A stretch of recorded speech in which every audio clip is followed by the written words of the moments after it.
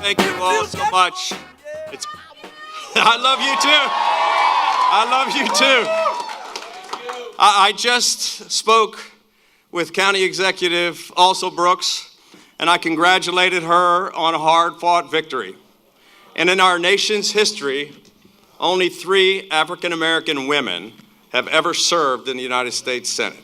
Tonight, regardless of who you voted for, we can all take pride in the election of the first black woman to represent Maryland in the United States Senate.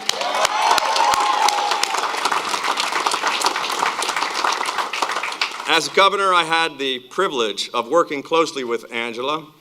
She's a dedicated public servant, and all of us should wish her much success.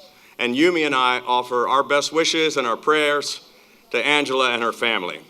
But now is the time for us to come together and to move forward as one state and one nation, to respect the will of the voters and the outcome of the democratic process.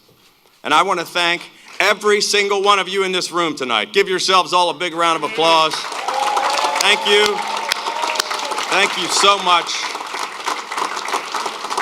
I want to say thanks to my wife, Yumi, who inspired me to get into this race, and my entire family. Give them a big round of applause.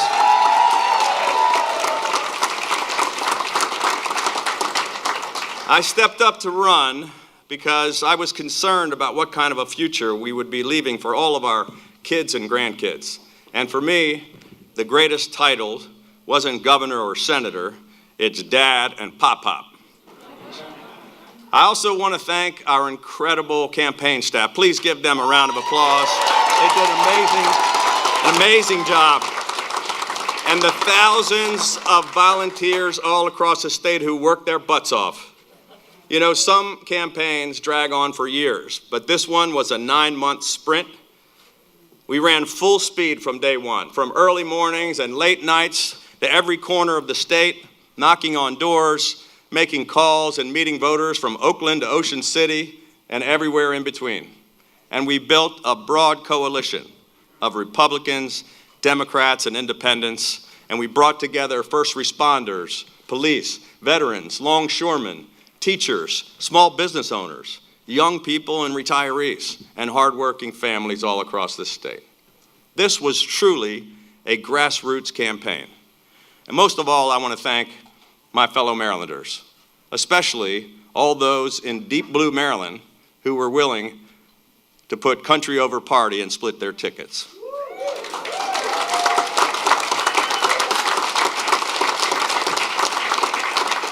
If the pundits and the politicians were more like the good and decent people that I meet every day on the campaign trail, our country would be so much better off. We got into this race for the right reasons, to fix the broken politics and to put our country on the right track. And we ran the kind of campaign that represents what politics can be and what it should be. Driven by the people, not the party bosses, and focused on the issues that actually matter to families all across Maryland. From day one, this was the only campaign in America that reached out to Republicans, Democrats, and independents alike, because that's what it's going to take to solve the serious problems we face. Americans today are thoroughly convinced that we're hopelessly divided, that Washington is completely dysfunctional, and that our entire political system is fundamentally broken. The voices of the exhausted majority are ignored in deference to the demands of the loudest and angriest few who seem hell-bent on tearing America apart. No matter what happens in this election, we as a country must move beyond talking only with those we agree with, and we need to stop dismissing or even hating those we disagree with. We have got to find a way to come together, to listen, and to believe in each other once again. Because there really is far more that unites us than divides us.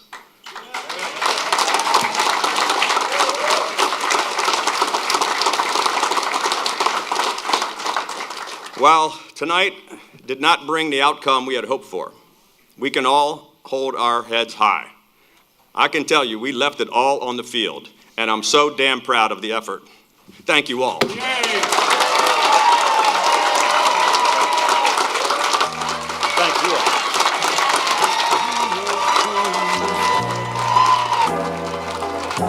And we proved that campaigns can be about so much more than just red versus blue. I kept stressing that we need to get back to the red, white, and blue.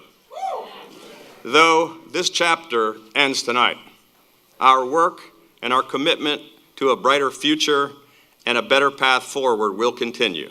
The stakes are far too high for any of us to walk away and just sit on the sidelines. So to everyone who stood with us in this cause, who worked, fought, and believed in this campaign, let me say this.